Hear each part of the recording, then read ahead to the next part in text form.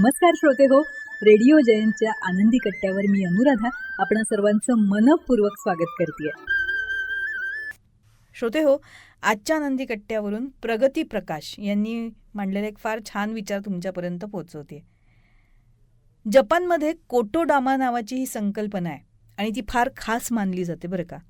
आता कोटोडामा या शब्दाचा अर्थ काय, तर कोटो म्हणजे शब्द आणि डामा म्हणजे आत्मा किंवा ऊर्जा. म्हणजेच आपल्या बोलण्यातनं एक ऊर्जा निर्माण होत असते आणि ती आपल्या आयुष्यावर परिणाम करत असते, असा या तंत्राचा मूलभूत विचार आहे. शब्द खूप महत्त्वाचे असतात.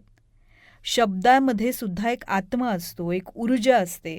आपण जे वारंवार बोलतो त्या शब्दांच्या ऊर्जा तयार होत असतात आणि ही ऊर्जा थेट आपल्या विचारांवर, भावनांवर आणि आजूबाजूच्या वातावरणांवर परिणाम घडवत असते. म्हणजे बघा, जर आपण सतत पॉझिटिव्ह शब्द वापरले, सकारात्मक शब्द वापरले, तर त्या शब्दांमधनं सकारात्मक ऊर्जा निर्माण होत असते आणि ही ऊर्जा आपल्याला एक छान आत्मविश्वास देते, आपल्या आयुष्यात चांगल्या गोष्टी घडवायला मदत करते. या उलट नकारात्मक शब्द जर आपण वारंवार बोलले तर आपल्या आजूबाजूला, आपल्या मनावर, विचारांवर नकारात्मक ऊर्जेचा प्रभाव पडायला लागतो.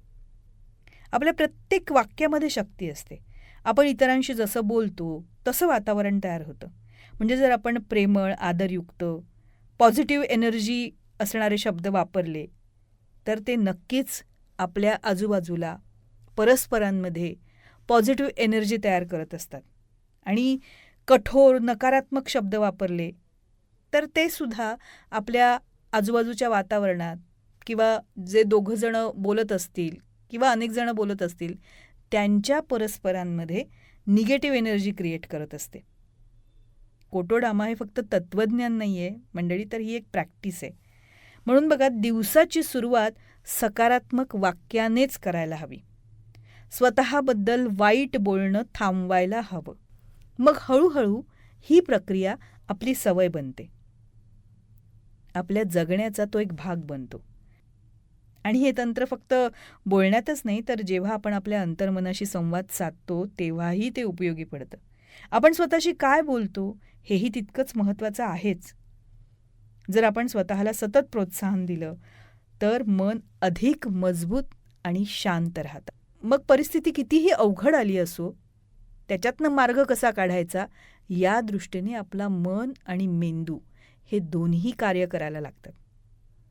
त्याच्यामुळे कोटोडामा या जपानी संकल्पनेवर आपण सगळ्यांनीच विचार करायला हवा आणि त्याप्रमाणे सकारात्मक बोलून, एक उत्तम प्रयोग करून ही सवय आचरणात आणायला हवी. पटतंय ना?